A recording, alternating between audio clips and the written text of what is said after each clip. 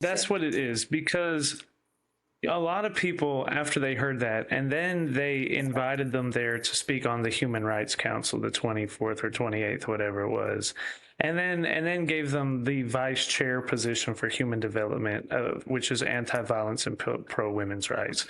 And some people were saying it's so tone deaf of them, like they it just makes them look bad. And it's like, no, it's so much worse than that. That's not tone deaf. That's not out of touch. That is a complete endorsement of the most demonic, mass murdering, genocidal regimes on the face of the planet. That's what that is. And the UN, they're not stupid. They're not fools. They know the whole world's watching them. They know that they're the UN. They know anything that they say is going to make headlines. And they know that everyone's watching Iran. So why would you choose at this exact time, after you hear, not even before, but after you hear maybe upward 100,000 people murdered, killing children, bullet payments, and raping people in prison and hanging doctors for helping the wounded and shooting children? You would wait after you heard that to make these big giant three ideas and blast them to the entire world. That is a complete endorsement of genocide. That's exactly what it is. And I am under the impression, I believe, that the UN is like evil, like they're just wicked, they're just corrupt. It's not some kind of weird side of the tongue. It's that they agree with that, and that it's almost like a bold statement. It almost feels like they're taunting or mocking the world, saying, so what are you going to do about it? So maybe we are this globalistic, communistic, Islamistic, new world order in a sense, but could you really do anything about it? It almost feels like that. You know what I mean? Yeah, definitely. We definitely felt like they were mocking us, but it wasn't at first. So Iran was trying to send out a message that you can't do shit, you know? Hmm. We're still gonna lobby and we're gonna buy people Hmm. like we always do. And the people in those positions, I don't know if in your life you've seen like at school or in at work, there's a conflict and then people don't stand up for what's right and they're just afraid to side uh, with anybody, and then somebody gets hurt in the middle.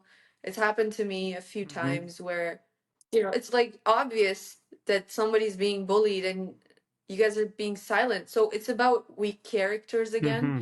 because a lot of these people in these positions, they just wanted the salary, unfortunately. And a lot of politicians are like that. Not all of them. I think a lot of other politicians have some personal values. They want to help the world, but a lot of them are there for the money, the easy job. And when they put something up to vote and nobody, um, what's the word? Appeals? Hmm. Is that the word? Yeah. And then it's approved? Yeah. There was no objection. Yeah. It just shows you that a bunch of cowards are sitting in one room, signing papers, getting their money, and I don't even know what the UN does, honestly. Like, what has the They don't UN do anything. done? They're a completely useless organization. They haven't done anything in years. They should be abolished. That's why I said abolish the UN. Like, they should not even exist anymore. They don't do anything. Like, they were created initially to stop another world war from happening and to protect Israel, literally in their mission statement, to protect the Jewish people from anti-Semitism. They've done the exact opposite of that. They now are the number one perpetuator of anti-Semitism, and now they violate all human rights throughout the whole world. And what just happened is, it's absolutely insane to me. Like, I mean, I've heard the stories before in the past of them doing that, but I thought maybe, the idea that maybe they just think that people are stupid and they're not paying attention, and they could get away with that. But when you see them do it, when the whole world is watching and it's being told what's going on, like, that's a new level of like brash.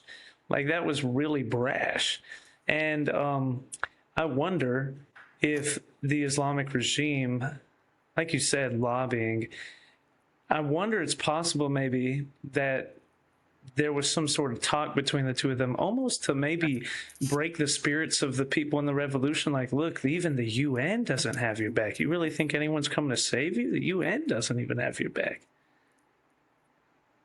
Yeah, Iran's regime is a pro in doing that. Mm. We've had lobbyist groups in USA, in Canada. You've heard of NIAC, and there's a ICC here, Iranian Canadian Council, which we've been trying to expose for so many years. I can send you some resources I on that. just heard But about them now. these, oh yeah, so these people wear suits and ties.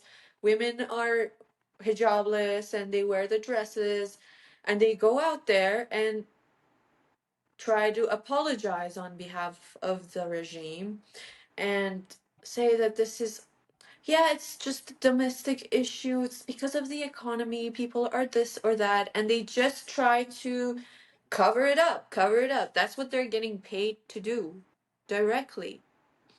And in our opinion, those are the biggest traitors to the Iranian people, because every time that we wanted to show the atrocities that are happening, they try to cover it up with these interviews that they get in the big news channels that I never get to talk in, Mhm.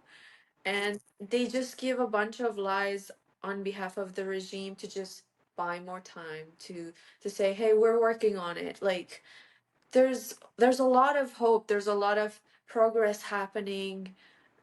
I don't know if you saw this recent Christian Amanpour clip coming out where um a politician from Iran tells her that we are about to allow women to go to the football stadium as of this year, Mm. as if this is like a huge Like, accomplishment. wow.